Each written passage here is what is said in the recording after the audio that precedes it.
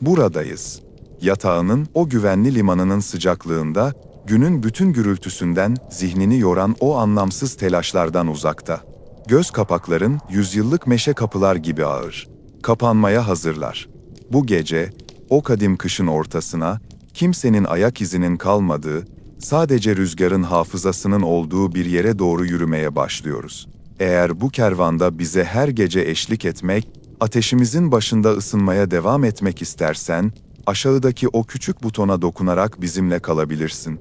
Ama şimdi, sadece dinle. Kışın geldiğini takvimlerden değil, havanın tadından anladın. Sabah uyandığında, pencerenin pervazındaki ahşabın kokusu değişmişti. Yazın o kuru, reçineli kokusu gitmiş, yerini rutubetli, metalik ve genzi hafifçe yakan donuk bir kokuya bırakmıştı. Gökyüzü. O sabah gökyüzü, kurşun eritilmiş dev bir kazan gibiydi. Ne mavi, ne gri, ne de beyaz. Sadece, üzerine ışık vurduğunda parlamayan mat bir kurşuni. Çadırın ya da o an sığındığın derme çatma taş yapının dışına çıktığında, yüzüne çarpan hava bir elin tersi kadar sertti. Derin bir nefes aldığında, ciğerlerine dolan hava, görünmez buz iğneleriyle doluydu. Burun deliklerin birbirine yapışıyor. Her nefes verişinde ağzından çıkan buhar, o gri boşlukta asılı kalıp yavaşça siliniyorsun. Hareket etmelisin. Durursan, donmuş toprağın bir parçası olursun. Atının, o vefalı Doru atın, yuların ucunda huzursuzca başını sallıyor. Eğerin meşin derisine dokunduğunda, parmak uçların derinin o pütürlü, sertleşmiş yüzeyini hissediyor. Deri, soğuktan kaskatı kesilmiş, metal tokalar. Onlara çıplak elle dokunamazsın. Eğer dokunursan, derinin nemi o paslı demire anında yapışır, sanki metal senin bir parçanmış gibi etini kendine çeker. Eldivenlerinin, o kaba yünden örülmüş eldivenlerin içinde ellerini yumruk yapıp açıyorsun. Kan akışının yavaşladığını, parmak uçlarının karıncalandığını hissediyorsun. Ama bu acı veren bir his değil. Uyuşturan, sakinleştiren, dünyayla arana mesafe koyan bir his. Çöl. Ama kumdan değil. Burası, uçsuz bucaksız, bozkırın ortasında, karın daha yere düşmeden havada donduğu, sert rüzgarların hakim olduğu o yamalar bölgesi. Eski Moğol habercilerinin, o yorgun ulakların at değiştirmek için durduğu menziller buradaydı. Ama şimdi, hepsi sessiz. Yolculuk başlıyor. Adımlarını her attığında, çizmelerinin altındaki toprak sana cevap veriyor. Yazın yumuşak olan, ayağının şeklini alan o toprak, şimdi demir kadar sert. Her adımda kırt kırt. Sesi kuru bir kemiğin kırılmasını andırıyor. Bu ses, o devasa sessizliğin içinde senin tek yoldaşın. Etrafında ağaç yok. Ufuk çizgisi yok. Sadece grinin tonları arasında kaybolan belirsiz tepeler ve o tepelerin ardında bekleyen yaklaşan fırtına. Rüzgar. Rüzgar esmiyor aslında. Rüzgar, bir sıvının akışı gibi üzerinden geçiyor. Paltonun, o kalın koyun postundan yapılmış ağır paltonun yakasını kaldırıyorsun. Yün, boynuna sürtündüğünde teninde hafif bir kaşıntı bırakıyor ama bu kaşıntı sana yaşadığını hatırlatıyor. Kürkün içindeki o tanıdık koku, biraz is, biraz ter, biraz da kurumuş ot kokusu. Bu koku, seni sarıp sarmalayan bir anne kucağı gibi. Gökyüzüne baktın. İlk tanenin düştüğünü gördün. O, sıradan bir kar tanesi değil. O, sessizliğin cisimleşmiş hali. Gözlerinle takip ediyorsun. Gökyüzündeki o kurşuni boşluktan kopup, salına salına, hiçbir acekesi olmadan süzülüyor. Rüzgar onu savurmuyor, sanki rüzgar bile bu ilk misafire saygı duyuyor. Düşüyor, düşüyor ve senin önünde atının yelesine konuyor. Siyah kılan üzerinde, altı köşeli o kusursuz kristali görüyorsun. Mikroskobik bir sanat eseri. Doğanın, insan gözü görsün ya da görmesin umursamadan yarattığı o muazzam geometri. Bir an, sadece bir an için bütün o desenleri, o buzdan dantelleri seçiyorsun. Sonra, atının sıcaklığıyla yavaşça eriyor. Kenarları yumuşuyor. Keskin hatlar silikleşiyor. Ve bir su damlasına dönüşüp, atın siyah kılından aşağı doğru, bir gözyaşı gibi süzülüp kayboluyor. Sonra ikincisi düşüyor. Üçüncüsü. Ve birdenbire o kurşuni gökyüzü alçalıyor. Dünya küçülüyor. Görüş alanın daralıyor. Artık ufku göremiyorsun. Sadece önündeki 5 adımlık mesafeyi ve beyazın o hipnotize edici dansını izliyorsun. Kar yağmıyor, sanki dünya yukarı doğru yükseliyor ve sen olduğun yerde asılı kalıyorsun. Sessizlik derinleşiyor. Kar, sesi yutan bir süngerdir. Artık atının nal sesleri daha boğuk. Artık nefes alışverişin daha içsel. Dış dünya silindikçe, iç dünyan, o zihnindeki gürültülü oda sakinleşiyor. Düşünceler. O seni günlerdir, aylardır kemiren planlar, endişeler, yarın ne yapacağım korkusu. Hepsi o beyazlığın içinde eriyip gidiyor. Nasıl ki kar tanesi atın üzerinde eriyorsa, o dertler de zihninin yüzeyinde eriyor, suya dönüşüyor ve akıp gidiyor. Bırak aksınlar. Gideceğin yer uzakta değil. Ama acele etmene de gerek yok. Çünkü zaman, bu beyazlıkta anlamını yitiriyor. 1 dakika mı geçti, yoksa 1 saat mi yürüdün? Bilmiyorsun. Önemi de yok. Sadece ritim var. Sağ adım, sol adım, nefes al, nefes ver. Gözlerini kısıyorsun, kirpiklerinin ucuna tutunan o minik buz zerrelerinin ağırlığını hissediyorsun. Her göz kırpışında dünya bir anlığına kararıyor, sonra tekrar o süt beyazı aydınlığa açılıyor. Bu ritim, seni uykuya çağıran o kadim ninni.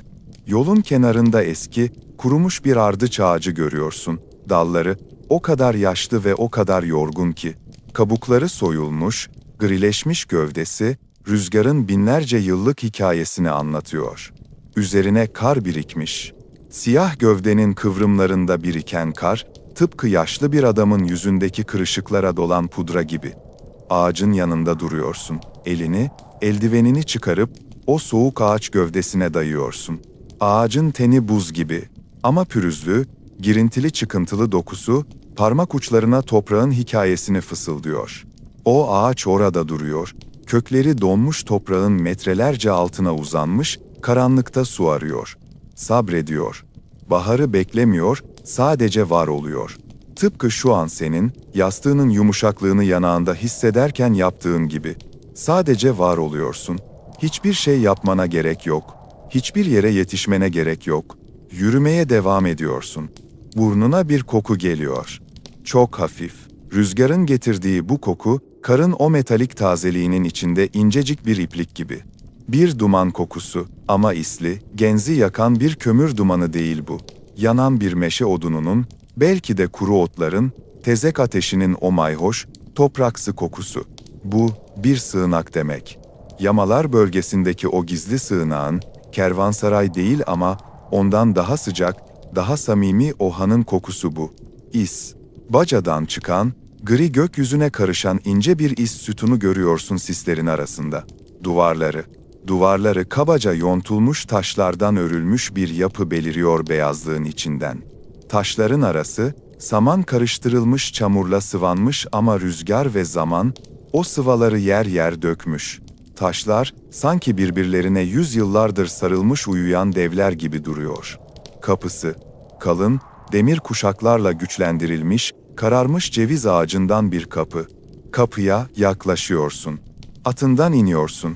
Ayağın yere değdiğinde, dizlerine kadar kara gömülüyorsun ama bu yumuşak, pudra gibi kar seni rahatsız etmiyor. Aksine, seni yerçekimine daha da bağlıyor, seni toprağa mühürlüyor. Elini kapıya uzatıyorsun. Ahşap, ıslak, kar erimiş üzerinde. Ahşabın damarlarını, o dikey yarıkları elinin altında hissediyorsun. O kapı kolu, soğuk demir halka. İterek açtığında menteşelerin o uzun, ağır, biraz paslı ama davetkar iniltisi yankılanıyor. Gırır çiçiçi. Sadece bu ses bile seni yüzyıllar öncesine götürüyor. İçerideki hava yüzüne çarpıyor. Dışarıdaki soğuktan sonra içerideki hava yoğun, sıcacık, biraz ağır. Yanmış yağ kandillerinin o kendine has kokusu, kızarmış ekmek ve yanan odunların çıtırtısı. İçerisi loş. Gözlerin karanlığa alışmaya çalışıyor.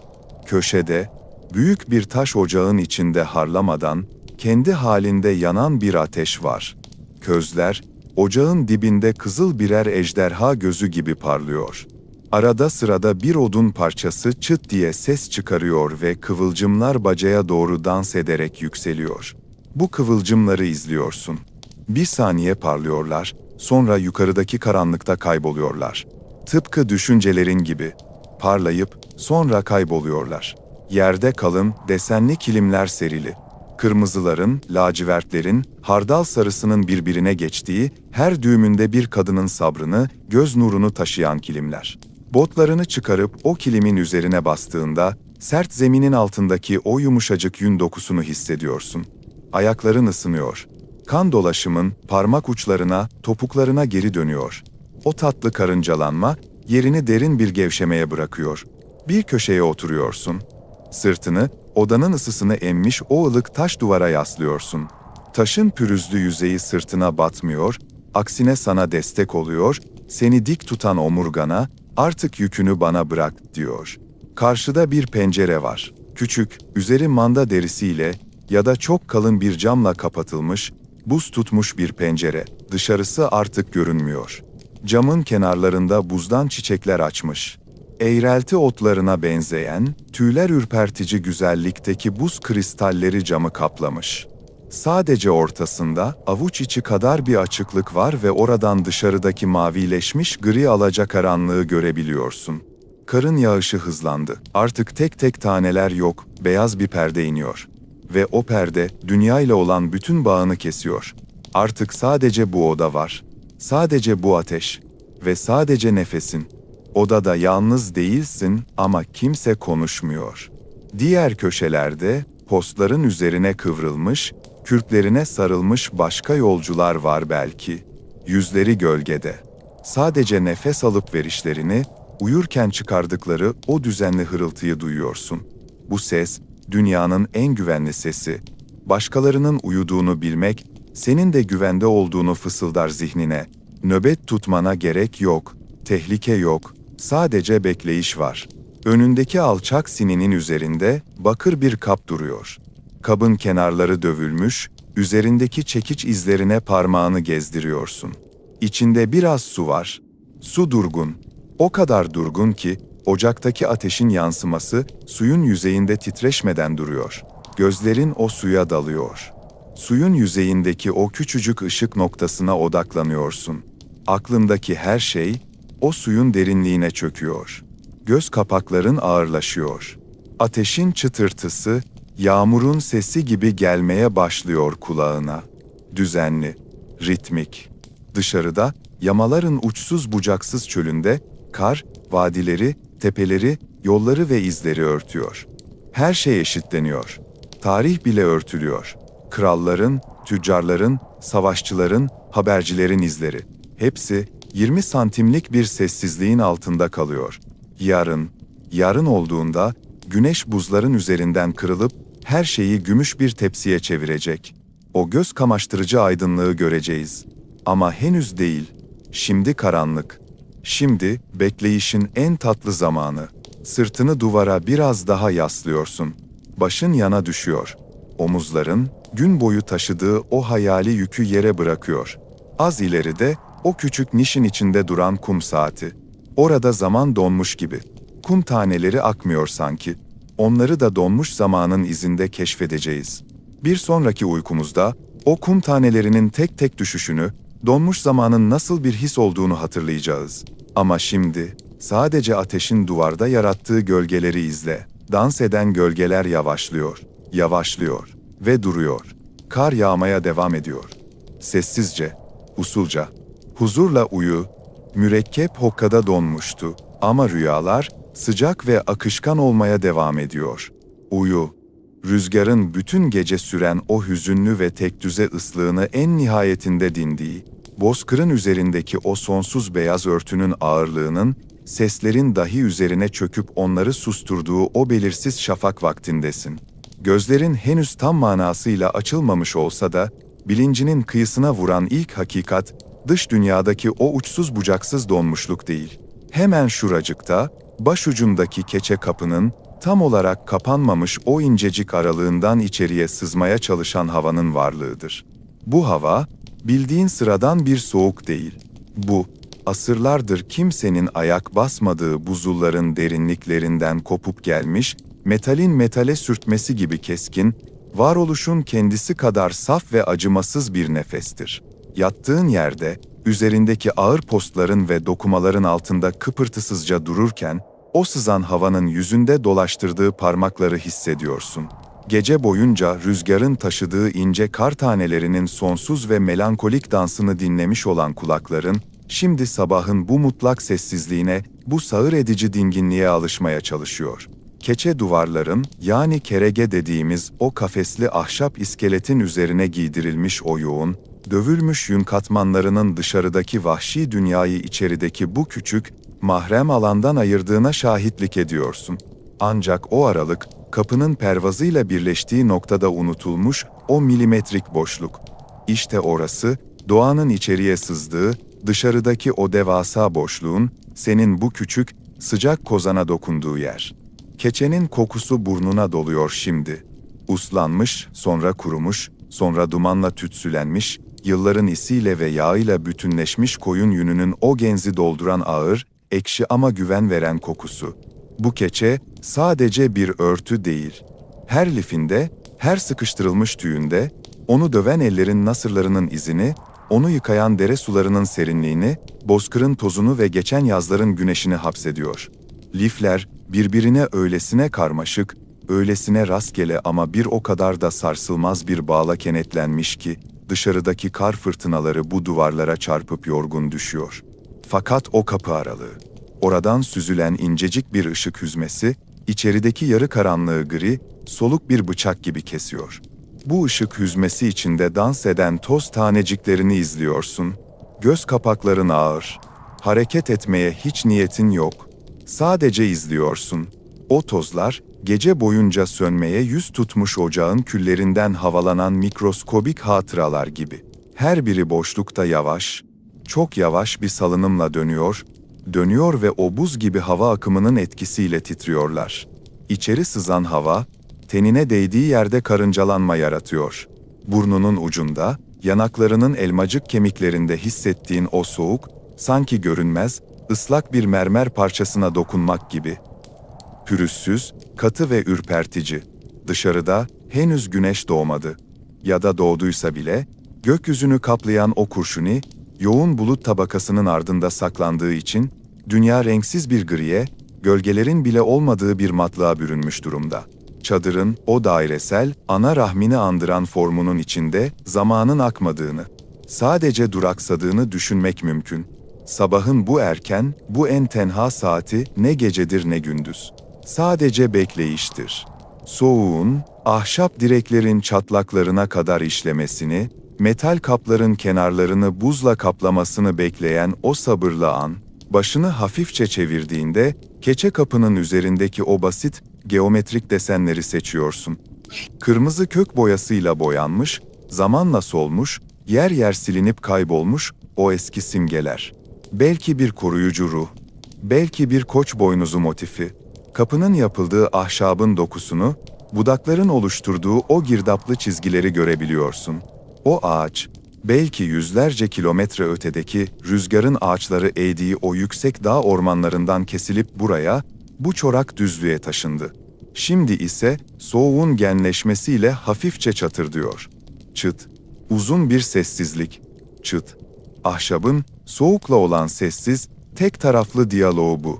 Nefes aldıkça, ağzından çıkan her soluk, o buz gibi havayla buluştuğunda, anında yoğunlaşıyor, grimsi beyaz bir buhar bulutuna dönüşüp havada asılı kalıyor. Kendi yaşamının, kendi sıcaklığının somutlaşmış hali bu buhar. Birkaç saniye havada süzülüyor, şekilsiz formlara bürünüyor ve sonra ocağın üzerindeki duman deliğine, tündüke doğru yükselerek görünmez oluyor. Ciğerlerine çektiğin hava ise jilet gibi keskin. Gırtlağından aşağı inerken geçtiği her yeri soğutuyor. İçerideki uyku mahmurluğunu silip atacak kadar berrak, uyandırıcı bir etkisi var. Bozkır'ın sabah havasında ne bir çiçek kokusu ne de toprağın nemi var. Sadece buzun, karın ve sonsuz bir boşluğun kokusuzluğu var. Bu, saf oksijenin ve donmuşluğun kokusu. Keçe kapının aralığından sızan o ince hava akımı, yerdeki halının tüylerini hafifçe hareket ettiriyor. O halı ki, ilmek ilmek, sabırla, göz nuruyla, gaz lambasının titrek ışığı altında dokunmuştu. Her bir ilmek, bir düşünce, bir dua, Bir bekleyişti. Şimdi o hava akımı, halının kırmızı zemin üzerindeki lacivert desenlerini yalayıp geçiyor, sanki görünmez bir elin parmakları halının tüylerini tarıyor gibi. Soğuk, zeminden yavaşça yükseliyor. Toprağın donmuş katmanları, üzerine serilen keçe yaygıları, halıları, postları aşıp yukarıya, havaya doğru bir soğukluk yayıyor. Ancak o kapı aralığı, o, en doğrudan, en cüretkar misafir. İzin istemeden, davetsizce içeri giriyor ve içerideki sıcak hava kütlesiyle sessiz bir savaşa tutuşuyor. Bu savaşta ses yok, hareket yok, sadece ısının yer değiştirmesi var. Sıcak, yukarılara, kubbenin tepesine kaçarken, soğuk, zemine, senin yattığın o alçak seviyeye doğru ağır ağır çöküyor. Gözlerin, kapının hemen kenarında duran metal su kabına takılıyor. Dün gece bıraktığında içinde hafifçe dalgalanan su, şimdi hareketsiz. Üzeri, örümcek ağı kadar ince, kırılgan bir buz tabakasıyla örtülmüş olabilir mi? Kabın bakır yüzeyi, sızan gün ışığıyla donuk, mat bir parıltı yayıyor. Metalin o soğuk, o ulaşılamaz duruşu, odadaki sessizliği daha da derinleştiriyor sanki. Dışarıda, belki çok uzaklarda, belki de sadece çadırın hemen arkasında bir yerde, bir kuşun, tek bir kuşun kanat çırpışını duyuyorsun. Pat, pat, pat. Sonra yine sessizlik. Karın sesi yutma özelliği, dünyayı pamuklara sarılmış gibi boğuk bir hale getiriyor. O kapı aralığından, dışarıdaki dünyanın neye benzediğini tahmin etmeye çalışıyorsun. Rüzgarın şekillendirdiği kumullar gibi duran kar tepecikleri. Üzerinde tek bir iz bile olmayan, bozulmamış, bakire bir beyazlık. Gökyüzüyle yeryüzünün birleştiği, o ufuk çizgisinin kaybolduğu bir sonsuzluk. Ama sen içeridesin. Yarı uyanık, yarı rüya aleminde. Ayak parmaklarını hafifçe oynatıyorsun. Postun altındaki sıcaklık, güvenli bir sığınak. Dışarıdaki o dondurucu gerçeklikten seni koruyan tek şey, bu kürklü örtüler ve çadırın o kaba saba ama mucizevi yalıtımı. Burnunun ucu üşüyor olsa da, omuzların sıcak, bu tezat, insana tuhaf bir haz veriyor. Üşümenin farkındalığıyla ısınmanın konforu arasında, gidip gelen o ince çizgide asılı kalıyorsun. Keçe kapının hemen eşiğinde birikmiş minik bir kar yığını göze çarpıyor. Kapı tam kapanmadığı için rüzgar, gece boyunca ince, toz halindeki kar tanelerini oraya, eşiğin dibine, ahşabın üzerine üflemiş. O minik kar yığını, içerideki göreceli sıcaklığa rağmen erimemiş. Beyaz, pudra şekeri gibi, kristal kristal parıldıyor. Her bir kristalin kendine has yapısını, ışığı nasıl kırdığını hayal meyal görebiliyorsun o loşlukta. O küçük kar birikintisi, dış dünyanın içerideki bu korunaklı alana gönderdiği bir elçi gibi, bir sınır taşı gibi orada duruyor. Dokunsan parmaklarını yakacak kadar soğuk, üflesen dağılacak kadar hafif. Odanın, yani bu tek göz otağın, duvarlarına asılı duran nesneler, bu alacakaranlıkta şekil değiştiriyor. Asılı duran bir eğer, sanki çömelmiş bir hayvan gibi görünüyor. Duvara dayanmış bir kopuz, sessiz bir bekçi gibi boynunu bükmüş. Hepsi, günün aydınlanmasını, yaşamın yeniden başlamasını bekliyor. Ama aceleleri yok, hiçbir şeyin acelesi yok burada. Zaman, şehirlerdeki gibi koşmuyor. Bozkır'da zaman, donmuş bir nehrin altından akan su kadar yavaş, ağır ve derinden akıyor. Sen de bu akışa teslim oluyorsun. Gözlerini kapı aralığından ayırmadan, o sızan havanın, görünmez bir iplik gibi odanın içinde dolaşmasını izliyorsun zihninde. O hava gidiyor, sönmüş ocağın taşlarına değiyor. Ocağın kenarındaki isle kararmış çaydanlığın kıvrımlarına dokunuyor. Sonra dönüp senin yattığın yere doğru yöneliyor. Sırtını dayadığın yastık, sert yünden doldurulmuş, yılların kullanımıyla başının şeklini almış. Enseni saran bu sertlik, sana nerede olduğunu hatırlatıyor. Medeniyetin o yumuşak, içine gömülen yastıkları yok burada. Burada her şey dirençli, her şey sağlam, her şey doğanın kendisi gibi kaba ama samimi. Uykuyla uyanıklık arasındaki o puslu perdede, geçmiş günlerin, 100 yıl öncesinin, belki 1000 yıl öncesinin hatıraları canlanıyor zihninde. Çünkü bu manzara, bu koku, keçe kapıdan sızan bu aynı soğuk hava, 1000 yıl önce de aynıydı. Ataların da, şafak vaktinde gözlerini açtığında tam olarak bu soğuk damlasını hissetmişti yüzünde. Değişen hiçbir şey yok. Tarih burada tekerrür etmiyor. Tarih burada donup kalmış, değişmeden, bozulmadan bekliyor. Dudakların kuruyor soğuk havanın etkisiyle. Yutkunuyorsun. Gırtlağından gelen ses, odadaki sessizlikte gürültülü bir yankı gibi geliyor kulağına. Ocağın üzerindeki isli zincir hafifçe sallanıyor mu, yoksa gözün mü yanılıyor? Belki de rüzgarın yön değiştirmesiyle bacadan inen minik bir akım o zinciri kımıldattı. Zincirin her bir halkası ateşin hararetiyle dövülmüş, isle kaplanmış demirden. Soğudukça metalin büzüştüğünü, mikron mikron küçüldüğünü düşünüyorsun. Eşya bile üşüyor burada. Eşya bile büzülüp içine kapanıyor kışın en sert sabahlarında. Gün ışığı o kapı aralığından içeriye sızarken rengini değiştiriyor yavaşça. İlk baştaki o soğuk, ölü gri, yerini çok hafif, neredeyse hissedilmez bir maviye bırakıyor. Gök mavisi değil, buz mavisi, çelik gibi uzak ve mesafeli bir mavi. Bu ışık çadırın ortasındaki direğe, bağanaya vuruyor. Direğin ahşabı, yılların dumanıyla cilalanmış gibi parlıyor.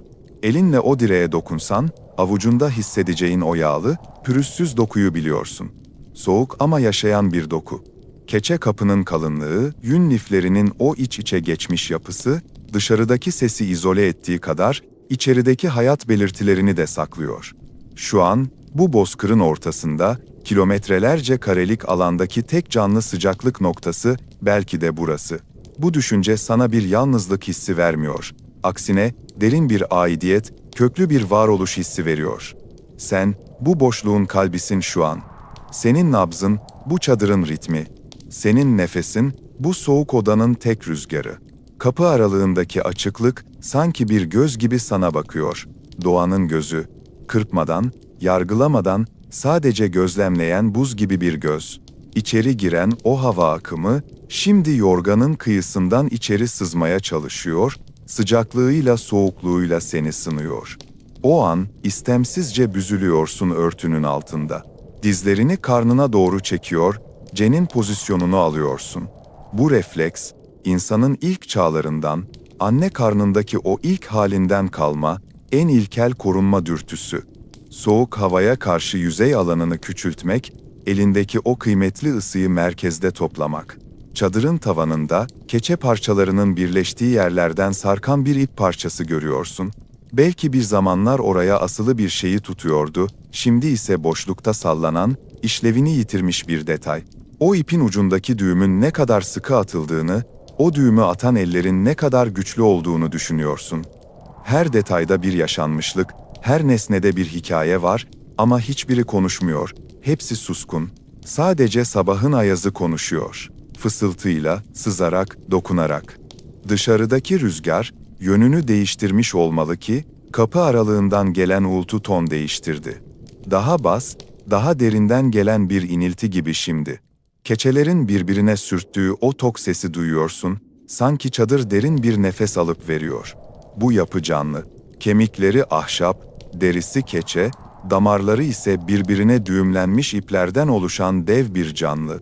Ve sen onun midesindesin, seni sıcak tutmaya, sindirmeden korumaya çalışıyor kışın bu acımasız dişleri arasında. Soğuğun kokusu değişiyor mu?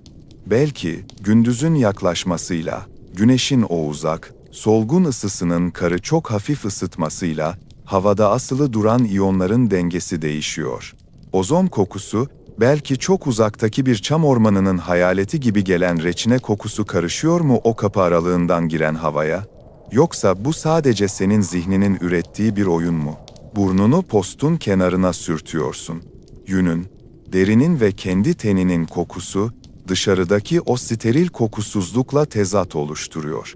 Gözlerini tekrar kapatıyorsun bir anlığına. Sadece hissetmek için, görmeden, sadece o soğuk esintinin yüzündeki haritasını çıkarmak için. Alnından başlıyor, kaşlarının üzerinden süzülüp burnunun kemerine, oradan da dudaklarının kenarına iniyor. Görünmez bir ressamın fırçası gibi. Yüzünü çiziyor soğuk hava. Seni uyanmaya, o sıcak yataktan çıkmaya davet ediyor ama bir yandan da bu davet bir tehdit içeriyor. Çıkarsan donarsın, diyor sanki, ama çıkmazsan gün başlamaz. İçeride, ocağın külleri arasında kalmış minicik, toplu iğne başı kadar bir köz parçası, Son nefesini verirken belli belirsiz bir çırt sesi çıkarıyor. O ses, o kadar cılız, o kadar umutsuz ki, ateşin öldüğünü, soğuğun zaferini ilan ettiğini anlatıyor.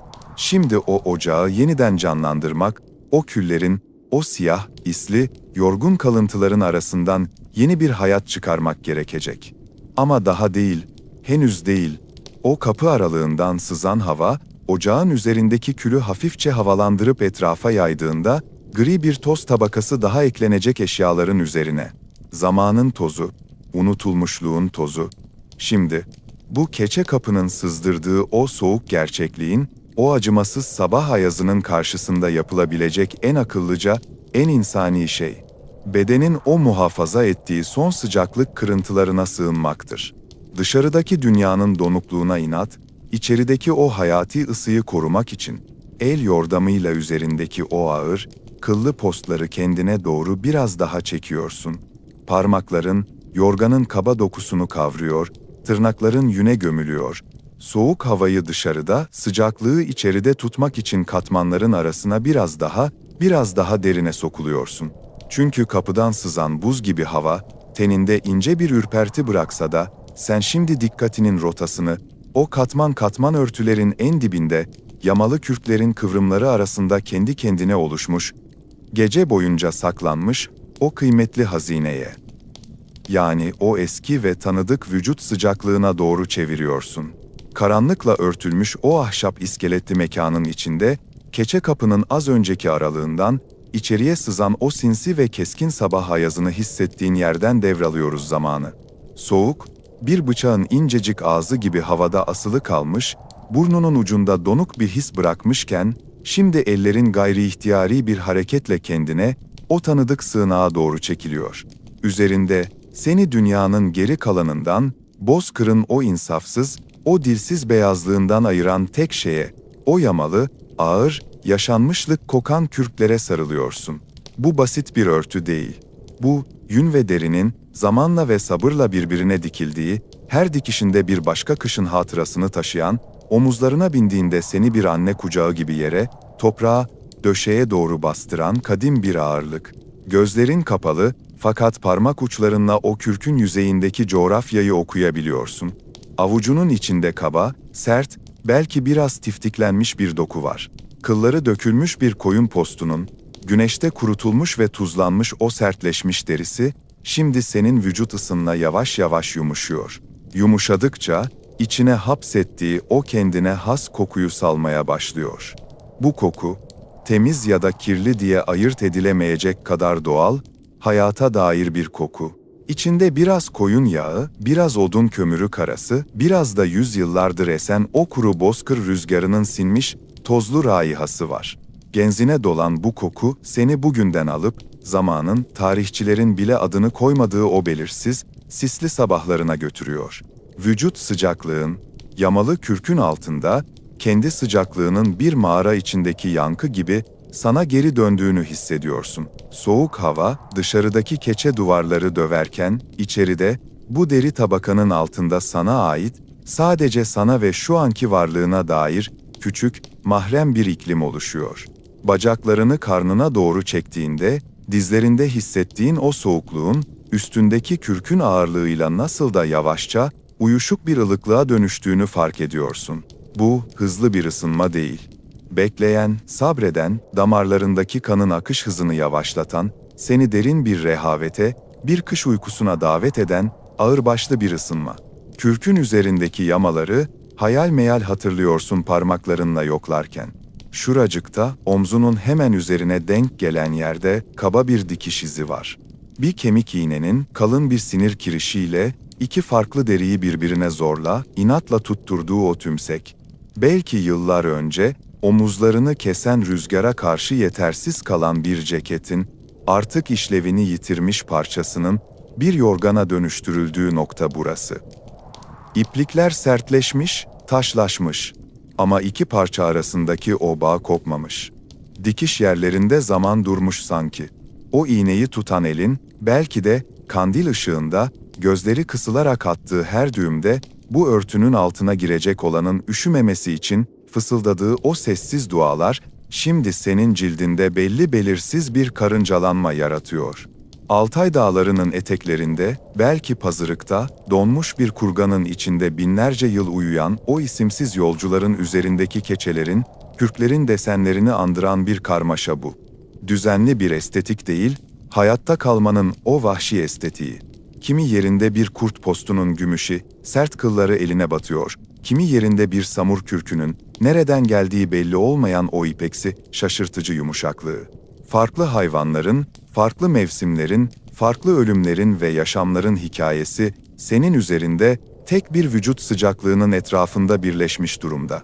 Ve sen, o katmanların altında, odanın buz gibi havasına inat, adeta bir kozanın içindeki o sabırlı canlı gibi bekliyorsun.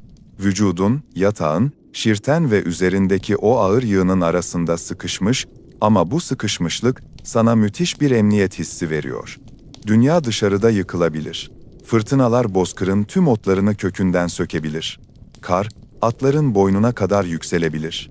Ama sen, bu yamalı, eski kürkün altında, kendi yarattığın o sıcak hava balonunun içinde, zamanın akmadığı bir yerdesin. Nefesin, göğsünden çıkıp kürkün iç yüzüne çarptığında, oradaki nemli havayı biraz daha yoğunlaştırıyor. Her nefes verişin, seni biraz daha yatağa çiviliyor. Sırtının altındaki keçe döşeğin sertliği artık rahatsız etmiyor. Aksine, toprağın o sarsılmaz gücüne sırtını dayamanın güvenini veriyor. Yerdeki kilimin, kirkit ile sıkıştırılmış o sıkı düğümleri, sırt omurlarının hizasında, sana dünyanın en eski masajını yapıyor sanki. Zihninde beliren görüntüler silikleşiyor. Sadece hisler kalıyor geriye. Bazen, kürkün bir yerinden içeriye, minicik bir soğuk hava akımı sızmaya çalışır. Belki bir yırtıktan, belki yorganın kenarının havalandığı o ufak boşluktan, o serinlik, tenine değdiği an, içerideki o birikmiş, mayalanmış sıcağın değerini, lezzetini daha çok artırıyor. Vücudun o serin noktadan kaçıp, tekrar o eski, bildik ısının merkezine, kürkün en kalın, en ağır olduğu yere sığınıyor. Bu kaçış ve sığınış, uykunun en tatlı oyunlarından biri. Bu kürkler, senden önce kimlerin ısısını sakladı acaba? Hangi kış gecelerinde, hangi unutulmuş çadırların içinde, kimlerin korkularını, yorgunluklarını örttü? Belki uzun bir seferden dönen, zırhını çıkarıp kendini yatağa zor atmış, kemikleri sızlayan bir süvarinin, belki de hasta çocuğunun ateşini düşürmeye çalışan, sabaha kadar nöbet tutmuş, gözleri kanlanmış bir annenin yorgun nefesi sindi bu liflerin arasına.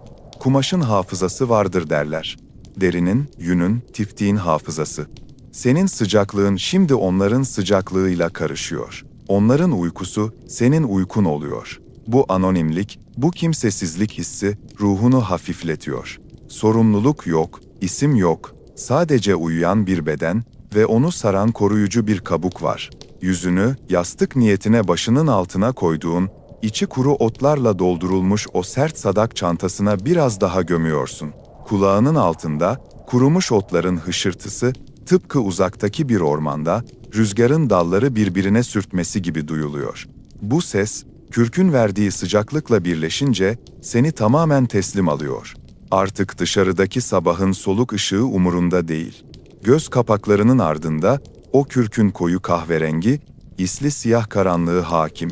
O karanlık sıcak, o karanlık korunaklı, dışarıdaki soğuğun mavisiyle, yatağının içindeki ısının kızıl siyah tonları arasında, varoluşun en dingin noktasındasın. Kürkün ağırlığı göğüs kafesine baskı yaptıkça, nefeslerin mecburen yavaşlıyor. Daha derin, daha uzun aralıklı nefesler. Her biri, bozkırın ortasında yakılmış cılız bir ateşin dumanı gibi, yavaşça yükselip havaya karışıyor, sonra yok oluyor. Uyanmak ile uyumak arasındaki o çizgi, yamalı kürkün dikiş yerleri gibi belirsizleşiyor artık. Nerede başlıyorsun, nerede bitiyorsun, tenin nerede bitiyor, kürk nerede başlıyor, ayırt edemiyorsun. Sanki yüzyıllardır oradaymışsın gibi. Sanki yüzyıllar sonra, biri gelip o katmanları kaldırana kadar da orada, o sıcaklığın, o loşluğun, o ağır kokunun içinde, hareketsiz, sessiz, zamanın ötesinde kalacakmışsın gibi bir his. Bu hareketsizliğin içinde, yatağın hemen birkaç adım ötesinde, Toprağa kazılmış ocağın varlığını duyumsuyorsun şimdi. Kürkün sağladığı o izole sıcaklığın yanında, mekanın asıl kalbi olan ocağın sesleri kulağına çalınmaya başlıyor. Sen yamalı kürklerin rehavetine gömülmüşken, ocağın başında, geceden kalma közlerin üzerine sabahın köründe atılmış bir avuç çalı çırpının uyanışı başlıyor. Uyuyan ateşin, kendisine sunulan o kuru dalları kemirmeye başladığı andaki o incecik ses. Sessizliği bozan değil, aksine derinleştiren o ses. Kozanın içindeki sıcaklık seni tutarken, kulağın artık ocağın başına kayıyor. Çıtırdayan, patlayan, isi ve dumanı yeniden havaya salmaya hazırlanan o kuru dalların hikayesi çağırmaya başlıyor seni. Sadece kürkün değil, o dumanın isli kokusuyla harmanlanmış, yorgun bir ateşin anlatacakları var şimdi. Yamalı kürklerin o ağır, şefkatli ve biraz da koyun yağı kokan sıcaklığının rehaveti, omuzlarından aşağıya doğru görünmez bir pelerin gibi süzülürken, dikkatin artık bedenin kıvrımlarından çıkıp, o küçük, dumanlı sığınağın tam kalbine, yaşamla ölüm arasındaki o kırılgan çizgiyi çizen noktaya kayıyor. Ocağın başına. Henüz ellerini uzatmadın, sadece oradasın, yün minderlerin üzerine bağdaş kurmuş bir halde, yüzyıllardır değişmeyen o kadim pozisyonda, dizlerin yere değerken, sırtını çadırın ahşap iskeletine belli belirsiz yaslayarak duruyorsun. Gözlerin, o anın tek hakimi olan aleve kilitleniyor. Ateşin kendisi, bozkırın ortasında atan bir kalp gibi, düzensiz, bazen hırçın, bazen uysal ama daima canlı. Sığınağın zeminine, belki yıllar önce, belki de aylar önce itinayla yerleştirilmiş o kara taşların çevrelediği küçücük bir evren burası. O taşlar ki, dışarıdaki buz tutmuş çölün, üzerine basıldığında gıcırdayan o ebedi donmuşluğunun tam aksine, içine hapsettiği ısıyı sana geri vermek için sessiz bir cömertlikle bekliyor. Her biri farklı bir vadiden toplanmış, pürüzlü yüzeyleri isten kapkara kesilmiş, ateşi kucaklayan o dilsiz şahitler. Şimdi gözlerini onlardan ayırıp, o taş çemberin ortasında, can çekişen bir dansla hayat bulan kuru dallara çeviriyorsun. Bu dallar, herhangi bir ormanın sıradan parçaları değil. Onlar, Taklamakan'ın, Karakum'un ya da Kızılkum'un tuzlu, verimsiz ve kurak topraklarında, köklerini derinlere, belki de yer altındaki o görünmez su damarlarına ulaştırmak için 10 yıllarca mücadele etmiş saksavul ağacının yorgun uzuvları. Ocağa atılmadan önce, bozkırın o amansız rüzgarları altında bükülmüş, güneşte kavrulmuş, yağmursuz yazlarda sertleşmiş, kışın o kemik donduran soğuğunda kristalleşmiş bir direnişin öyküsünü taşıyorlar. Elinde tuttuğun, hatta ateşe atmadan önce parmak uçlarınla o pürüzlü, budaklı gövdesini yokladığın o odun parçası, aslında donmuş zamanın ta kendisi. Saksavul, hemen tutuşmaz, nazlıdır. Önce ısınır, içindeki o yoğun, yağımsı özü gevşetir, sonra tıpkı derin bir uykudan uyanır gibi yavaşça için için yanmaya başlar. İşte şimdi duyduğun o ses. Çıt. Uzun bir sessizlik. Sonra bir kez daha derinden gelen boğuk bir çatırtı. Bu, sadece odunun yanması değil, odunun içindeki yılların, o kuru gövdenin damarlarında hapsolmuş rüzgarın, tuzun ve güneşin serbest kalma anıdır. Odunun yüzeyi, önce grileşen, sonra turuncuya dönen ve nihayetinde akkor bir beyazlığa ulaşan közlerle kaplanırken, ocağın üzerinde yükselen alev, çadırın duman deliğinden, yani tündükten geceye doğru süzülmek için acele etmez. Aksine, ağırbaşlı, isli ve kokulu bir duman olarak içeride biraz oyalanır, keçelerin gözeneklerine, asılı duran kurutulmuş etlere, yerdeki kilimlerin desenlerine kendi parmak izini, o kendine has tütsülü kokusunu bırakır. Burnuna gelen bu koku, modern dünyanın o steril, metalik ve yapay kokularından öylesine uzaktır ki. Bu koku, yüzyıllar önceki bir göçebenin, bir Hesiyunglu askerinin ya da İpek yolunu arşınlayan yorgun bir tüccarın ciğerlerine çektiği kokuyla birebir aynıdır. Reçine, yaban kekiği, biraz biraz da yıllanmış ahşap. Kesif ama boğucu değil, aksine, ciğerlerine her dolduğunda, sanki ruhundaki görünmez düğümlerden birini gevşetiyor. Gözlerin ocağın en dibinde, ateşin en sıcak olduğu noktada biriken kül yığınına takılıyor. Gri, un gibi ince, yumuşak bir tepeciye dönüşmüş küller. Her biri, Daha önceki gecelerin, daha önceki hikayelerin sessiz kalıntıları. O küllerin altında, sabaha kadar hayatta kalacak, sabahın o buz gibi şafağında, donmuş parmaklarla yeni bir dal atıldığında uyanacak o kırmızı, uyuyan korsaklıdır. Türk bozkır kültüründe ocağın sönmemesi, o korun daima canlı tutulması, soyun devamı, hanenin bereketi sayılır. Sen de şu an, o kadim geleneğin koruyucusu gibi, o kırmızı ışıltıyı saygıyla izliyorsun. Bir maşa, belki de sadece ucu kararmış kalın bir sopa yardımıyla közleri biraz eşeliyorsun. Dökülen kıvılcımlar, havada saniyelik bir ömür sürüp sönmeden önce, ocağın o karanlık boşluğunda minik, turuncu yıldızlar gibi parlıyor. Isı, artık yüzüne vurmaya başladı. Yanaklarında, alnında, kirpiklerinde o kuru ve yoğun sıcaklığı hissediyorsun. Ellerin ocağa doğru uzanmış halde. Avuç içlerindeki çizgiler, ateşin ışığıyla bir belirip bir kayboluyor. Derin ısınıyor, kemiklerin ısınıyor. Dışarıda, keçenin sadece bir karış ötesinde hüküm süren o vahşi soğuğu, o 30 derecelere varan dondurucu geceyi düşündüğünde, bu sıcaklık sadece fiziksel bir rahatlama değil, adeta kutsal bir merhamet gibi geliyor. Sırtın hala serin, çünkü keçe çadırın doğası böyledir, sıcağa dönük yüzün yanarken, gölgede kalan sırtın bozkırın serinliğini hatırlar. Ve bu kontrast, bu ikilik, uykunun en tatlı halini davet eden o sihirli dengedir. Vücudunun ön tarafı gevşeyip ağırlaşırken, arka tarafındaki serinlik seni yorganların, postların, o yünlü katmanların altına girmeye, o sıcak kozaya çekilmeye çağırır. Ateşin, odunun üzerindeki budaklardan sızan reçineyi kaynattığı o mikroskobik anları fark ediyorsun. Minik kabarcıklar oluşuyor yanık kabuğun üzerinde, sonra sessizce patlıyor ve morumsu, mavimsi bir alev dili yükseliyor. Odun tükenirken bükülüyor, sanki son bir kez hareket eder gibi yer değiştiriyor ve küllerin üzerine usulca çöküyor. Pat! Bu ses, ocağın sana anlattığı, kelimesiz, harfsiz bir masalın noktası gibi. Odunun üzerine işlenmiş o halkalar, yaş halkaları, şimdi alevlerin arasında birer birer silinip gidiyor. O ağaç kaç kış görmüştü, kaç baharda yeşerip, kaç sonbaharda sararmıştı. Belki yanından Cengiz Han'ın süvarileri geçmişti o bir fidan iken, belki Semerkant'tan yola çıkan bir kervan, gölgesinde soluklanmıştı. Şimdi ise, tüm o tarih, tüm o tanıklık, seni ısıtmak, seni uykuya hazırlamak için ışığa ve ısıya dönüşüyor. Bu fedakarlık karşısında için ürperiyor ama aynı zamanda garip bir huzur kaplıyor içini. Hiçbir şey kaybolmuyor aslında, sadece biçim değiştiriyor. Odun, ışık oluyor. Işık, ısı oluyor. Isı, senin uykuna, rüyana karışıyor. Çadırın, yani yurtun tavanına doğru, o isli direklere bakıyorsun. Uğuk denilen o eğri ahşap çubuklar, dumanın yıllardır bıraktığı izlerle simsiyah, parlak bir cila ile kaplanmış sanki. Her bir kıvrımında isin, yağın ve zamanın biriktiği o ahşap iskelet, ateşin titrek ışığında sanki hareket ediyor. Gölgeler. Ocağın ışığı vurdukça uzayan, kısalan, keçenin üzerine vuran o uzun, tekinsiz ama tanıdık gölgeler. Sanki seninle birlikte bu odada başkaları da var.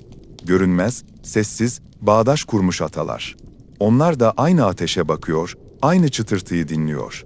Yüzyıllık bir ritüelin, kesintisiz bir zincirin halkası olduğunu hissediyorsun. Yalnızsın ama terk edilmiş değilsin. Bozkırda yalnızlık, bir terk edilmişlik değil, bir bütünleşmedir. Dikkatin, ocağın hemen kenarında duran, bronzdan dövülmüş, kulbu aşınmış eski bir su kabına ya da belki bir çaydanlığa kayıyor. Metalin üzerinde ateşin yansıması, kırmızıdan kızıla dönen hareler çiziyor. İçindeki su, kaynamaya yakın bir tıslama sesi çıkarıyor. Fış! Bu ses, odunun çıtırtısıyla birleşince, dünyadaki en sakinleştirici, en uyuşturucu senfoniye dönüşüyor. Su, ateş ve odun, her şey uyum içinde, her şey olması gerektiği yerde. Karmaşa yok, acele yok, yetişilmesi gereken bir yer yok. Sadece şu an var. Sadece ısınmak ve yavaşlamak var. Göz kapakların bu monoton ama zengin görsel şölen karşısında giderek ağırlaşıyor. Her bir kırpışın süresi uzuyor. Bir an gözünü kapatıyorsun ve ateşin turuncu izi, göz kapaklarının içinde bir süre daha asılı kalıyor. Sonra tekrar aralıyorsun. Ateş biraz daha küçülmüş, korlar biraz daha yayılmış. Bazen odunun içinden bir nemli bölge, ani bir ıslık sesiyle buharını salıveriyor. Bu tiz, ince ses, çadırın sessizliğinde ince bir sızı gibi yankılanıp kayboluyor. O sesin ardından gelen sessizlik ise eskisinden daha derin, daha kadife, daha yoğun. Bu sessizliğin içinde dışarıdaki rüzgarın ocağın bacasına, tündük açıklığına sürtünürken çıkardığı o uğultulu mırıltıyı duyuyorsun. Rüzgar içeri girmek istiyor. Soğuk içeri sızmak istiyor. Ama ateş, o yorgun nöbetçi, o sadık bekçi, dumanıyla, ısısıyla onları kapıda karşılıyor, içeriye sokmuyor. Bu korunmuşluk hissi, çocukluğunda yorganın altına saklandığın o anlardaki güveni hatırlatıyor sana. Dışarıda ne olursa olsun, fırtına ne kadar hırçınlaşırsa hırçınlaşsın, sen bu dairenin, bu ateş çemberinin içinde dokunulmazsın. Ocağın etrafındaki toprak zeminin üzerine serilmiş o ince kilimlerin, kök boyalı ipliklerin desenleri, alevin azalan ışığıyla birlikte daha da belirginleşiyor, karanlık bastıkça kırmızılar bordoya, maviler laciverte dönüyor. Sanki kilimdeki o koç boynuzu motifleri, o su yolu desenleri, ateşin diliyle konuşmaya başlıyor. Tarihin dokusunu parmak uçlarınla hissetmek gibi. Bir odun parçasının daha, artık tamamen kömürleşip, ocağın derinliklerine düşüşünü izliyorsun. Kül havalanıyor. Tıpkı karlı bir günde pencereden izlediğin o yavaş kar taneleri gibi, bu sefer yukarı doğru süzülen gri zerreler. Ve sen, ocağın başındaki bu yorgun, bu isli, bu bilge hikayenin bir parçası olarak, artık yavaş yavaş bakışlarını alevlerden, ateşin ardındaki o daha karanlık, daha belirsiz boşluğa doğru kaydırmaya başlıyorsun.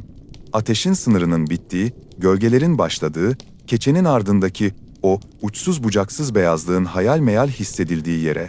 Çünkü orada, bu ateşin sıcaklığından mahrum, bozkırın o acımasız sessizliğinde yolunu bulmaya çalışan, donmuş kirpikleri ve yorgun atıyla beyazlığın içinde kaybolmuş birileri var.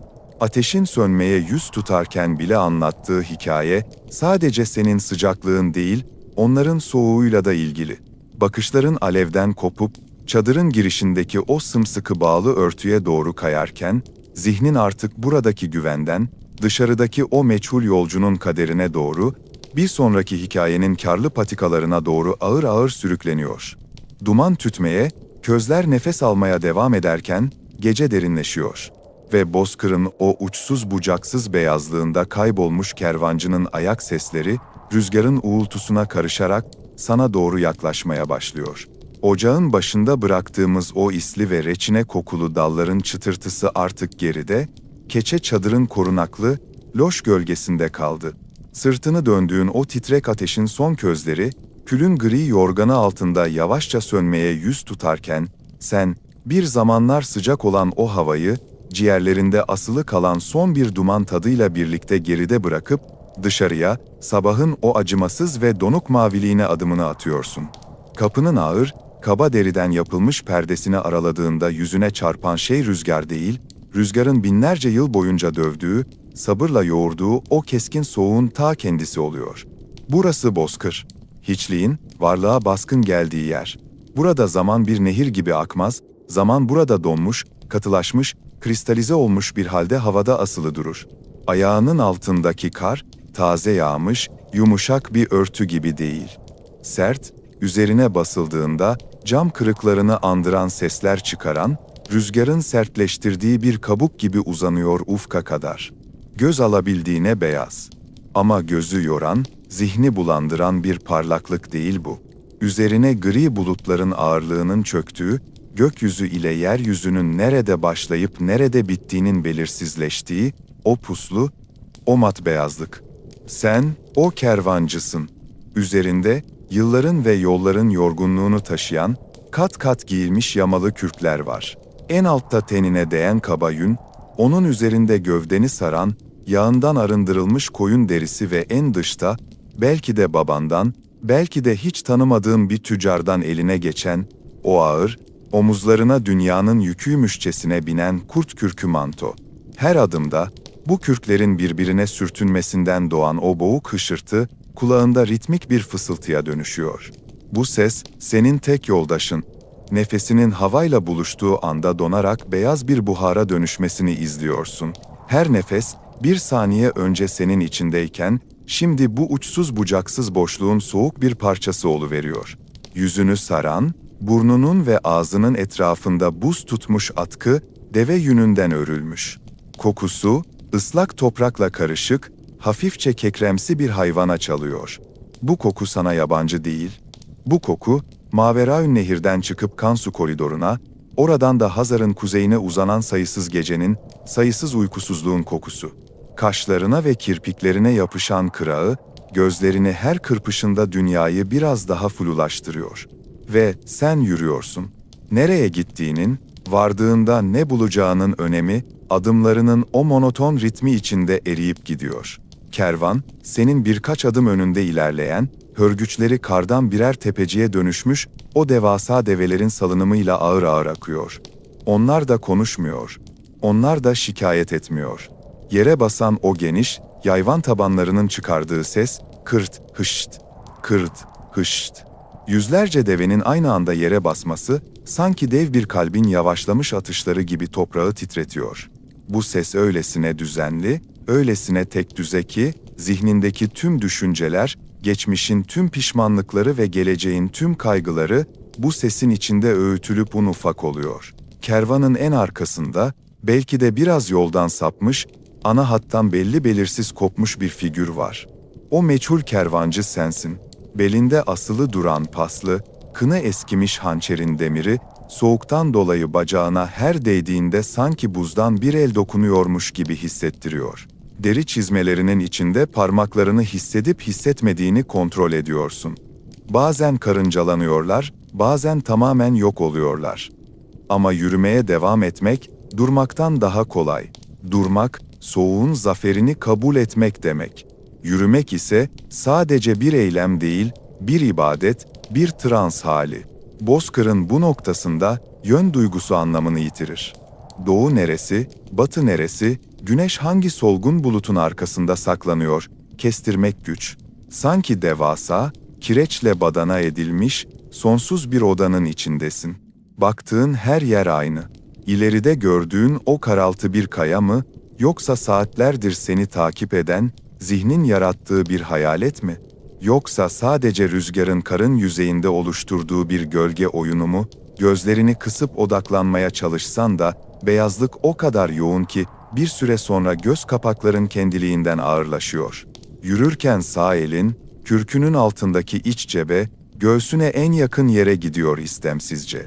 Orada, vücut sıcaklığınla yumuşamış, kurumuş, kenarları tırnaklarınla didiklenmekten havlanmış bir deri parçası var. Eski bir harita belki ya da sadece bir not. Henüz ona bakmıyorsun. Sadece varlığını hissetmek, göğsünün üzerinde o hafif kabarıklığı duymak sana yetiyor. O deri parçasının üzerindeki mürekkebin, is ve safrayla karıştırılmış o koyu siyah çizgilerin hafızası, zihninin derinliklerinde sessizce titreşiyor. Rüzgarın yönü değişiyor şimdi. Kuzeyden, Sibirya'nın o demir kadar ağır, granit kadar soğuk havasını taşıyan bir esinti, Bozkır'ın düzlüğünü yalayarak yüzüne çarpıyor. Bu rüzgarın içinde, uzaklardaki ormanların, çam iğnelerinin reçineli kokusu yok. Sadece buzun, saf ve katıksız suyun, taşın kokusu var.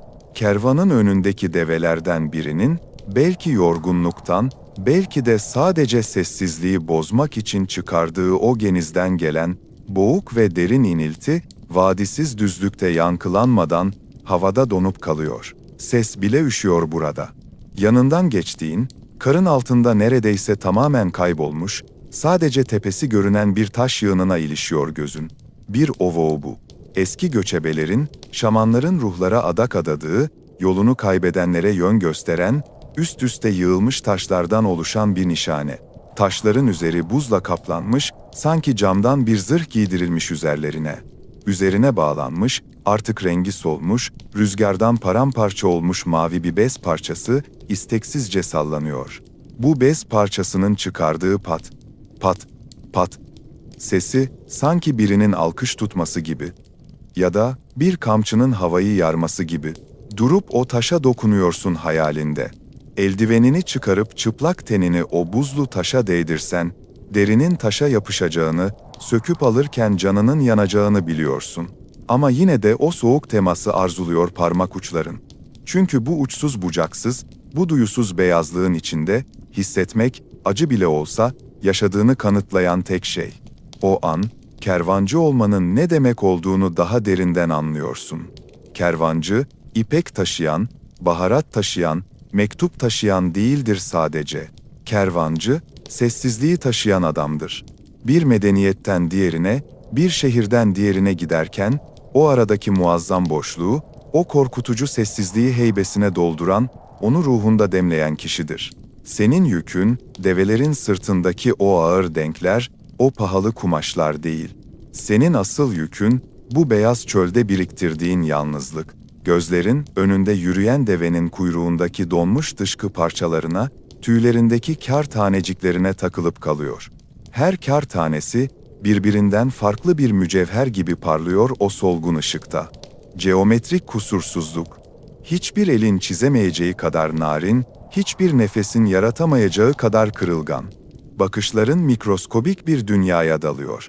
O küçücük kristalin içindeki prizmaları, ışığın kırılmalarını izliyorsun yürürken.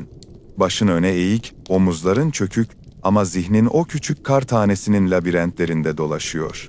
Bir kar tanesinin içinde kaybolmak, bu koca bozkırda kaybolmaktan daha güvenli geliyor sana. Zaman ilerliyor mu? Güneş tepeye çıkıyor mu? Yoksa bu loşluk, sonsuza dek sürecek bir ikindinin başlangıcı mı? Bilemiyorsun. Tek bildiğin, kürkünün içinde hapsolan kendi kokun, iz, tütün, ter ve yün. Bu koku, sana insan olduğunu hatırlatan tek liman. Burnuna çalınan bir başka koku daha var. Çok uzaklardan, belki kilometrelerce öteden rüzgarın getirdiği, o kükürtlü, o metalik koku. Belki donmuş bir gölün altından sızan bir gaz, belki de yerin derinliklerinden gelen bir nefes. Ama bu koku, tekinsiz değil. Aksine, yerin altında hala kaynayan, hala canlı olan bir şeyler olduğunu fısıldıyor sana. Bozkırın yüzeyi dümdüz değil aslında. Dikkatli baktığında, karın altında uyuyan engebeleri, tümsekleri fark ediyorsun. Eski nehir yatakları, kurumuş dere kanalları, belki yüzyıllar önce yıkılmış bir köyün temelleri. Hepsi beyaz bir çarşafın altında, kıpırtısız yatıyorlar. Sen, bir mezarlığın üzerinde yürüyormuşsun hissiyle basıyorsun yere. Saygıdeğer bir hafiflikle. O, eski zamanların ruhlarını uyandırmaktan korkarak değil de, onların uykusuna iştirak etmek istercesine yavaş, temkinli. Ayağının altındaki karın dokusu değişiyor şimdi. Daha yumuşak, daha tozlu bir zemine geçiyorsun. Gırç. Gırç sesleri yerini daha boğuk, daha süngerimsi bir hup, hup sesine bırakıyor. Burası, rüzgarın karları yığdığı bir çukur, bir kuytu belki. Kervanın hızı yavaşlıyor. Develer boyunlarını ileriye doğru uzatıp, görünmez bir tehlikeyi koklar gibi havayı çekiyorlar burunlarına. O an, meçhul kervancı olarak duruyorsun. Kervanın akışından kopup, olduğun yerde sabitleniyorsun. Sırtındaki yük hafifliyor mu? Yoksa soğuktan hissizleştiği için mi ağırlığını duymuyorsun artık? Omuzlarını biraz dikleştirip, başını o kalabalık kürk yakasının içinden çıkardığında, ufukta ince, titrek bir çizgi görüyorsun. Çok silik, hayal meyal seçilen siyah bir damar gibi. Belki bir sırada, belki kurumuş ağaçlardan oluşan bir hat. O yönü tanıyorsun. Hafızanın tozlu raflarında, büyük babanın anlattığı masallarda geçen o, kayıp geçit izleri bunlar. Elini tekrar göğsüne götürüyorsun. Oradaki harita, o deri parçası artık sadece bir nesne değil bir vaat. Birazdan o titrek çizgiye doğru döneceksin yüzünü. Ama şimdi değil. Şimdi bu kaybolmuşluğun, bu neredeyim sorusunun cevapsız kalmasının tadını çıkarıyorsun. Kimliksiz kalmak. İsmini, geçmişini, borçlarını, sevdiklerini ve düşmanlarını bu beyazlığa bırakıp sadece yürüyen bir beden, nefes alan bir canlı olmak. Bu meditatif boşluk, en sıcak yataktan, en tatlı şaraptan daha sarhoş edici.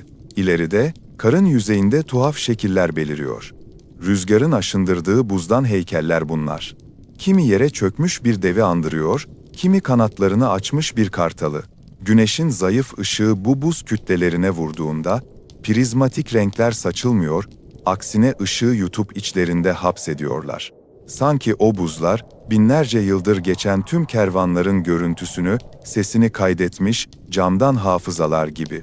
Yaklaşsan ve kulağını o buz kütlesine dayasan, asırlar evvel buradan geçmiş bir atın nal sesini duyabilirsin belki.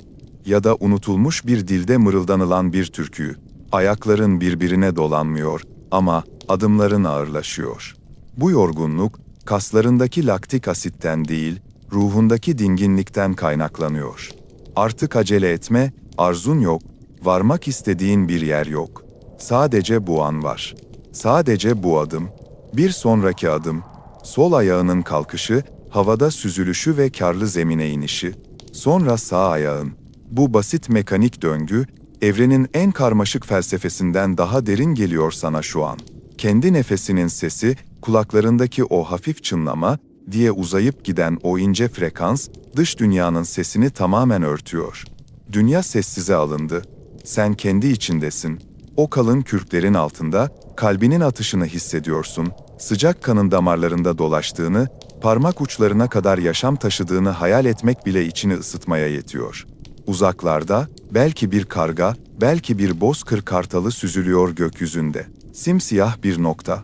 Kanat çırpmıyor, rüzgarın akımına bırakmış kendini, havada kayıyor. Ona bakarken, başın hafifçe dönüyor, sanki yer çekimi kaybolmuş da, sen de o kuşla birlikte boşluğa yükseliyormuşsun gibi. Aşağıda, karın üzerindeki küçük siyah nokta olan kendini görüyorsun sanki. Küçücük, önemsiz ama bir o kadar da parçası olduğu bütüne ait. Tüccarların altın hırsı, ipeklerin pürüzsüz dokusu, saray entrikaları, kimin kime hangi toprakları verdiği. Hepsi bu beyaz çölün ortasında ne kadar anlamsız, ne kadar uzakta. Burada sadece hayatta kalmak ve yürümek var. Basitliğin ihtişamı. Zihnindeki karmaşık düşünce yumakları tek tek çözülüyor, gevşiyor ve yere düşen o görünmez ipler, karın altında kaybolup gidiyor. Yüzündeki soğuk yanığı artık canını acıtmıyor. Sanki soğuk bir elin şefkatli dokunuşu gibi geliyor. Dudakların kurumuş, çatlamış. Dilinle ıslatmaya çalışmıyorsun bile. Çünkü o kuruluk, çölün tadı, tuzun ve buzun tadı, kervanın başındaki rehberin, o belli belirsiz el işaretiyle hafifçe yön değiştirdiğini fark ediyorsun. Gidilen yer, artık o dümdüz, engelsiz beyazlık değil, arazi hafifçe eğim kazanıyor, aşağıya, bir vadi ağzına doğru kıvrılıyor. Burası, rüzgarın daha az uğradığı, karların daha derin ama daha sakin yığıldığı bir boğaz girişi. Meçhul kervancı, yani sen, elin bir kez daha o iç cebindeki deriye gidiyor. Parmak uçların, derinin üzerindeki kabartmaları, tırnakla kazınmış o işaretleri ezbere biliyor artık. Gözünle görmene gerek yok, parmakların görüyor o haritayı. Vadinin girişi, iki büyük kayanın arası, kurumuş dere yatağı ve o saklı mağaranın yeri. Tarihin unuttuğu, kitapların yazmadığı, kralların bile bilmediği o gizli geçidin eşiğindesin. Gökyüzünün rengi griden, hafif bir leylak rengine, morumsu bir akşam üzeri tonuna dönmeye başlıyor. Işık yumuşuyor. Keskin beyazlık, yerini kadifemsi bir gölgeye bırakıyor. Gözlerin dinleniyor. Bedenin, yaklaşan dinlenme vaktinin sinyalini almış gibi gevşiyor, omuzların biraz daha düşüyor. Her şey yavaşlıyor. Develerin adımları, senin nefes alışın, rüzgarın esişi. Önündeki o hafif eğimli yokuştan aşağıya, gölgelerin daha uzun olduğu o vadiye doğru ilk adımını atıyorsun. Birazdan, cebindeki o haritayı çıkarıp, tarihin tozlu sayfalarında, kimsenin bulamadığı o yolu takip etmeye başlayacaksın. Ama şimdi, sadece bu mor ışığın, bu derin sessizliğin ve yaklaşan akşamın huzurunu içine çekiyorsun. Ciğerlerin, buz gibi havayla dolup boşalırken, zihnin bir tüy kadar hafif. Bir sonraki dönemeçte seni bekleyen sırrın, o eski ve gizemli vadinin haritası, parmaklarının ucunda uyanmayı bekliyor. O meçhul kervancının, bozkırın o uçsuz bucaksız, gözleri kör eden beyazlığı içinde yitip giden silüetinden geriye, sanki yalnızca rüzgarın taşıdığı buzlu bir nefes kalmış gibi, karın yavaşça örttüğü o derin sessizliğin ardından şimdi daha dar, daha sıcak, fakat çok daha kadim bir mekana sığınıyoruz. Dışarıda, İnsan boyunu aşan kar yığınlarının ve gökyüzünü bir çarşaf gibi kapatan o gri bulutların, yeryüzünün tüm seslerini boğduğu bir gece vaktinde, sen, kalın taş duvarların ardında, yüzyıllık ceviz ağacından yapılmış alçak bir rahlenin başındasın. Dışarıdaki o dondurucu ve kör edici beyazlık, yerini burada, içerideki kandilin titrek ve sarı ışığının yumuşak gölgelerine bırakmış durumda, havada, henüz yeni sönmüş bir odunun bıraktığı, o belli belirsiz is kokusu ile raflarda üst üste yığılmış deri kaplı kitapların, tozun ve zamanın kendine has o genzi yakan, ağır ama huzur verici kokusu birbirine karışıyor. Gözlerin, rahlenin üzerindeki o devasa, uçları kıvrılmış ve rengi, asırlar süren bekleyişin yorgunluğuyla sararmış o eski parşömene takılıyor. İşte o an, serimizin bu durağında tozlu sayfaların arasında unutulmuş, belki de çizen elin bile neresi olduğunu tam olarak kestiremediği o gizemli haritaya dokunuyorsun. Bu, sıradan bir kağıt parçası değil. Parmak uçlarını, o kurumuş ve sertleşmiş ceylan derisinin pürüzlü yüzeyinde gezdirdiğinde, elinin altında adeta bir coğrafyanın nabzının attığını hissedebilirsin. Sanki Taklamakan'ın o kavurucu kumları ile Altayların buz tutmuş zirveleri, bu deri parçasının üzerine dökülen mürekkeple bir araya gelmiş ve donup kalmış. Haritanın kenarları, zamanın dişleri tarafından kemirilmiş gibi tırtıklı, yer yer, yanmış ya da nemden dolayı kabarmış kısımları, tıpkı o meçhul kervancının yüzündeki kırışıklıklar gibi derin ve anlamlı. Derinin gözeneklerine sinmiş olan o belli belirsiz küf kokusu, seni bulunduğun odadan alıp, yüzyıllar öncesinin loş kütüphanelerine, Horasan'ın, Semerkant'ın, belki de Turfan'ın unutulmuş arşiv odalarına götürüyor. Kandilin alevi hafifçe titredikçe, gölgen, haritanın dağlarını ve nehirlerini gösteren çizgilerin üzerinde dans ediyor. Harita, bildiğimiz coğrafyalara benzemiyor. Üzerindeki yazılar artık kimsenin konuşmadığı, dudaklardan çoktan silinmiş eski bir lehçenin, Uygur alfabesinin ya da Sod yazısının kıvrımlı harfleriyle not düşülmüş. Siyah mürekkep yer yer solmuş, griye dönmüş, bazı yerlerde ise sanki henüz dün yazılmışçasına koyu ve ıslak bir parıltıya sahip. O is mürekkebinin, kamış bir kalemin ucundan damlayarak deriye işlediği o anı düşünmeden edemiyorsun. O katibin, belki de soğuk bir kış gecesinde, ellerini hohlayarak ısıttıktan sonra, bu haritayı çizerken duyduğu o derin yalnızlığı ve sükûneti içinde hissediyorsun şimdi. Bakışların, haritanın sağ alt köşesinden, kıvrılarak yukarı doğru çıkan o ince çizgiye odaklanıyor. Bu çizgi, bir nehrin yatağını tasvir ediyor olmalı, ancak öylesine silik, öylesine kırılgan çizilmiş ki, sanki suyun kendisi bile varlığından emin değil. Çizginin etrafına, minik minik noktalar konulmuş.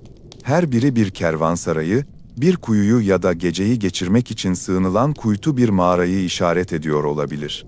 Parmağını o hat üzerinde yavaşça kaydırıyorsun, derinin dokusu tırnağının altında hafif bir hışırtı çıkarıyor, sessizliğin içinde yankılanan tek ses bu.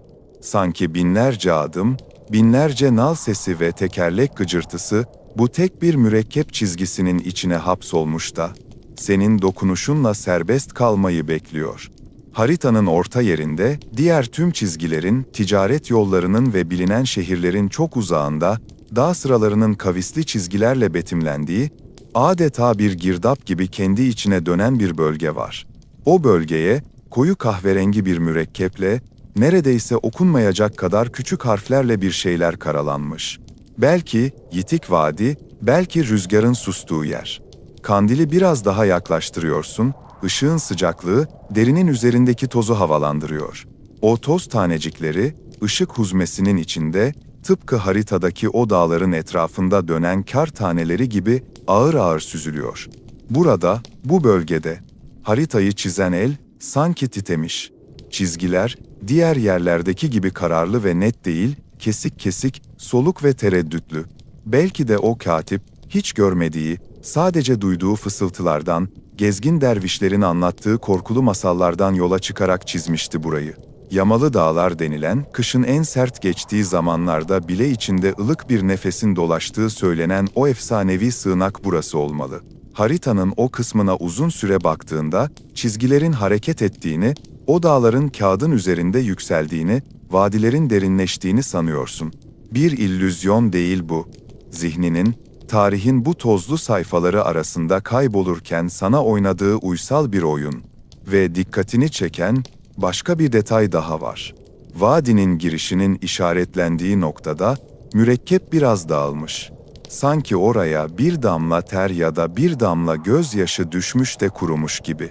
O lekenin oluşturduğu bulanıklık, oraya giden yolun ne kadar meşakkatli, ne kadar sisli ve belirsiz olduğunu anlatıyor sana sözcüklere ihtiyaç duymadan. O lekenin dokusunda, buzun soğukluğunu ve taşın sertliğini hissediyorsun. O vadiye ulaşmak için, o kervancıların, o yorgun atların, soğuktan çatlamış dudaklarıyla dua eden yolcuların hangi zorluklardan geçtiğini o lekede görüyorsun. Bu, sadece bir coğrafya haritası değil. Bu, bir sabrın, bir bekleyişin ve kayboluşun haritası. Çizgilerin arasına gizlenmiş boşluklar, yazılmamış hikayelerle dolu. Bir dağ sırasının hemen yanında bırakılan o geniş boşluk, belki de geçit vermeyen bir kar fırtınasını, bir nehrin aniden kesilen çizgisi, belki de kuruyan bir umudu simgeliyor. Sen, sıcak odanda, sırtında yumuşak bir yün şalın güvenliği içinde otururken, parmağının ucu o soğuk, o acımasız coğrafyanın üzerinde geziniyor. Derinin altından gelen o belli belirsiz soğukluğu, yüzyılların sakladığı o buz tutmuş rüzgarı parmak uçlarında hissediyorsun.